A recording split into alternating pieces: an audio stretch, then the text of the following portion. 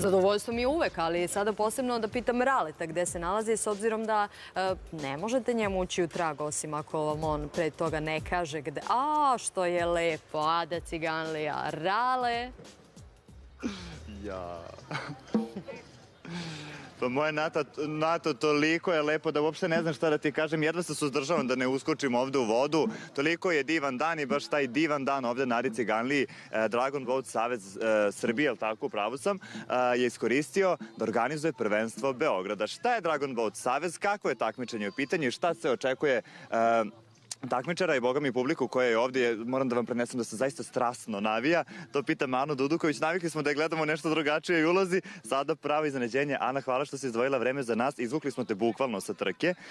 O čemu se zapravo radi, šta je Dragon Boat i kakvom prvenstvu imamo priliku da prisustvujemo? Dragon Boat, kao što vidite, je veslački sport i kao što sama reč kaže, Dragon Boat, zmajev čamac. Ovi čamci su bogato dekorisani. Na početku čamca je glava zmaja, na kraju rep zmaja.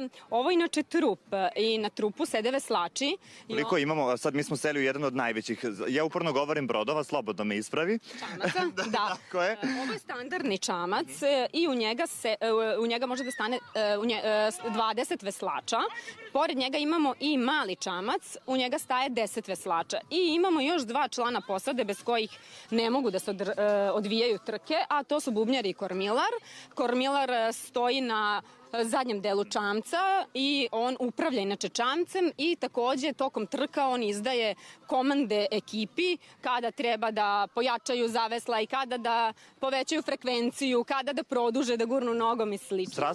Strasno se vesla, strasno se navija. Imamo priliku da vidimo sada pripreme za jednu od trka, jel tako? U kojim se sve kategorijama, odnosno disciplinama, ako sam dobro rekao, danas takmiče veslači? Tako je, ovo je upravo finalna trka na 200 metara, miks kategorija, znači gde su zastupljeni veslači oba pola. Takođe imamo i potpuno ženske posade, potpuno muške posade.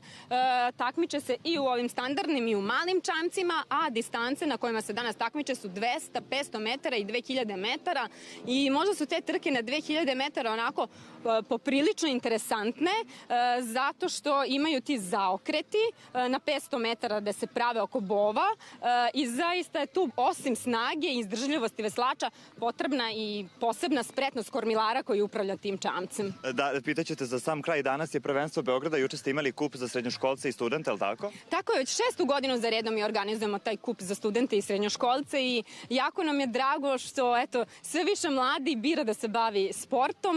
Proteklo je super, među srednjoškolskim ekipama 14. Beogradska gimnazija je odnela pobedu, a među studentskim kriminalističko-policijski univerzitet. Fantastično, pratit ćemo sva vaša dešavanja. Moram da primetim da je kod vas jako zanimljivo. Ja ću ovde da pozdravim sve naše gledalce, moju dragu Nataliju, prepuštam ti ovu našu voditeljsku palicu. Ja ću sada da iskoristim privatan moment pa da zamolim Anu da me malo nauči da veslam, da sledeći put kad dođem u društvu Natalije pa malo da se pokažem da mogu da je vozim, ako se to tako kaže. Natalija? Ništa, kaže u jednom filmu kada neko nekom dosadi, ajde ti povesla, Rale, ajde povesla. Hvala mnogo, poljubce šaljem i za tvoju sagovornicu, pa jeste tako i onda on ode povesla i to je, ili da, sve smo razumeli.